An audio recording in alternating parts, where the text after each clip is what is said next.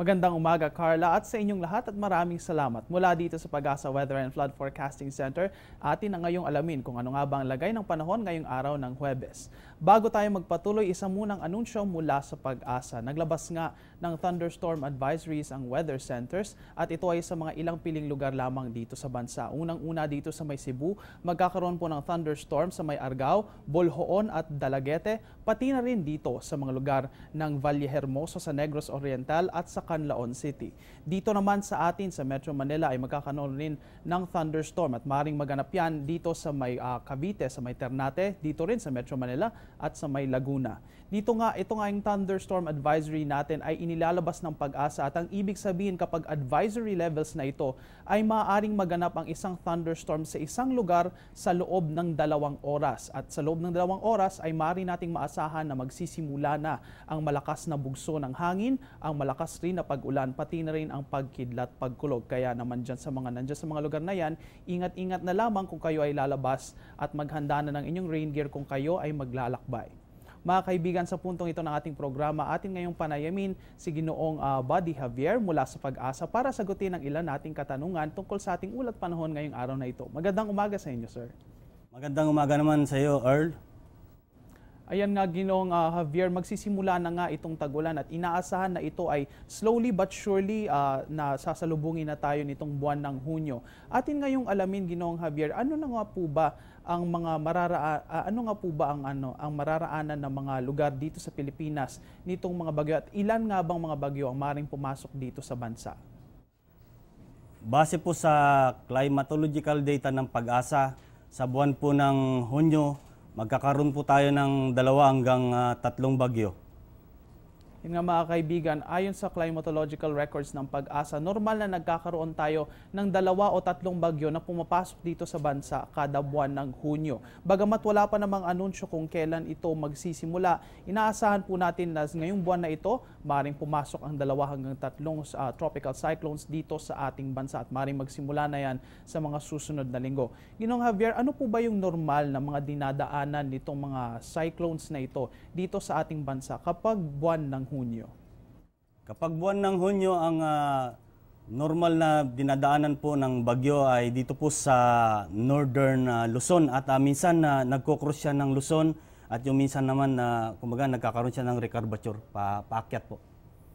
Nga mga kaibigan, nakikita natin doon sa track records o sa cyclone track records ng Pag-asa na ang dinadaanan na normal na bagyo ng mga lalawigan ay mga itong nandito sa may northern part ng Luzon. Bagamat ito ay maaring tumagos dito sa mga lalawigan ito rin ay maaring lumihis papuntang Pahilaga at mayroon ngang chance ito at mas lalaki pa ito dahil ngayon ay makakaranas tayo o maaari tayo makaranas ng El Nino na kung saan maapektuhan ang behavior at ang paggalaw ng ating mga tropical cyclones ngayong taon na ito.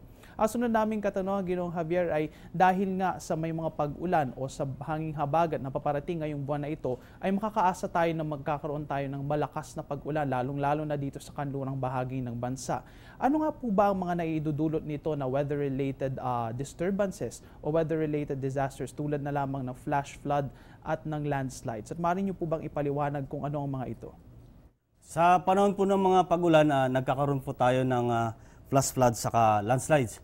Yung pagkakaroon ng floodings, halimbawa sa isang lugar, kung halimbawa may mga pag-ulan sa isang lugar at hindi na kayang i-absorb ng yung lupa, kumbaga saturated na, so wala nang pupuntahan yung tubig, so nagkakaroon tayo ng flash floods, lalo pagka hindi kayang i-accumulate yung drainage system natin. Gayon din naman pagka may landslide, dito naman kalimitan nangyayari sa mga bundok.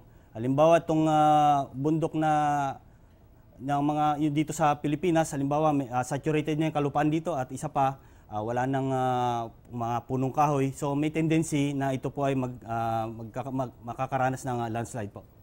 Yun nga mga kaibigan, 2 sa mga weather-related disturbances o sa weather-related disturbances na ating nararanasan dito sa Pilipinas kapag panahon ng tag-ulan ay ang flash floods at ang landslides. Dito sa mga mabababang lugar, nararanasan natin ang flooding o ang flash floods at yan nga ay ang hindi na pagkaya ng ating drainage systems o ng lupa na i-accumulate o i-absorb ang tubig, kaya naman ito ay umaapaw dito sa ating kalupaan. At dyan naman sa mga matataas na lugar, particular dyan sa may mga bundok at sa sa may mga talampas, maaaring makaranas ng landslides kung saan gumuguho ang lupa dahil sa hindi na rin ito kinakayanan na hawakan ng tubig na siyang dumadaloy, at ito nga ay nagdudulot na gumulong ang mga bato o di kaya ay magkaroon ng putik na siyang gumulong pababa hanggang sa may mga plains natin o dito sa may kapatagan. At yan ang ating mga dalawang weather-related disturbances na talagang dapat paghandaan ngayong buwan ng tag-ulan. At sa mga susunod na rin na buwan, ngayong papadami na ang mga storms na maaaring pumasok dito sa Pilipinas. Ang sunod nating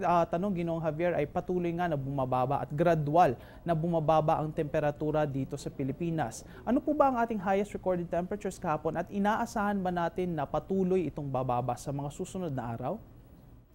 Pagka po nag-onset na po yung rainy season natin, posible po na bababa na po yung temperatura natin at kahapon po ito po yung pinakamataas na naitala natin ng mga temperatura dito po sa Cabanatuan, 37.0 degrees Celsius, Tuguegarao 36.3 degrees Celsius, Iba Zambales 34.8 degrees Celsius, Dagupan City 34.5 degrees Celsius, ISU dito po sa Isabela 34.5 degrees Celsius, yung General Santos 34.3 Celsius at ang Subic Zambales 34.3 degrees Celsius.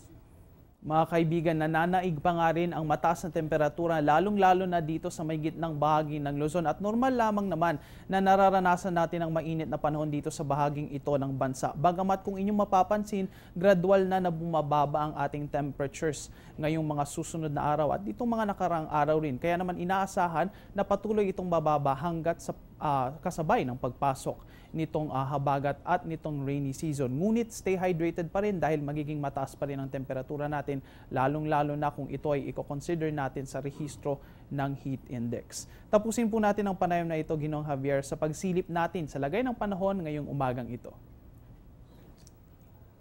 Sa kasalukuyan na trough of low pressure area pa rin po ang nakakaapekto dito po sa extreme northern Luzon. At bunsod nito ang rehiyon ng Ilocos at ang mga isla ng Batanes, Calayan at Babuyan ay magkakaroon ng maulap na papawirin na may mahina hanggang sa katamtaman pagulan at pagkidlat pagkulog. Samantalang Metro Manila at ang natitirang bahagi ng bansa ay maging bagyang maulap hanggang sa maulap na may pulupulong pagulan o pagkidlat pagkulog. Nga mga kaibigan, inaasahan naman na patuloy tayong magkakaroon ng fair weather conditions dito sa Metro Manila at sa mga may malaking bahagi ng bansa. At may mga kaso lamang tayo ng pulupulong pag-ulan o pagkidlat pagkulog dito sa mga piling lugar, lalong-lalo na sa hapon at sa gabi. At kanina nga sa inilabas na thunderstorm advisory ng Pag-asa dito sa Metro Manila ay maaari tayong makaranas ng isang thunderstorm sa loob ng 2 oras. At yan ay may kasamang pag-ulan at malakas na bugso ng hangin. Samantala dito sa may extreme part ng Northern Luzon ay umiiral ang isang trough ng low pressure area o ang hangganan ng low pressure area na nasa labas ng Philippine Area of Responsibility, at ito ay may dala na light to moderate rains. Yan po ay katamtaman at mahinang pag-ulan dyan sa may northern part ng Luzon, particular dyan sa Ilocos Region at sa may Babuyan, Calayan at Batanes Group of Islands. Maraming salamat, Ginoong Buddy Javier, para sa lahat ng impormasyon na inyong binahagi sa amin ngayong umagang ito. Mga kaibigan, kami ay magbabalik matapos ang isang paalala.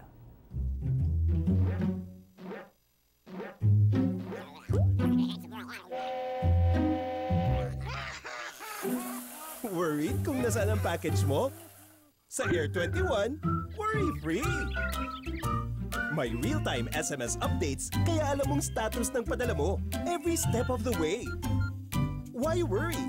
Pwede namang worry-free. Sa Air 21, sagot ko, padala mo! Mga kaibigan, sa ibang balita, isang yindol o isang pagyanig nga ang naitala ng Philippine Institute of Volcanology and Seismology kaninang madaling araw. Alas 4:30 po yan ng madaling araw sa may Sabtang, Batanes. Umabot ng 34 kilometers ang depth of focus ng pagyanig, ngunit wala namang dapat ipag-alala dahil wala namang inaasahan na aftershocks o naitalang pinsala ang tectonic magnitude 4.2 na earthquake.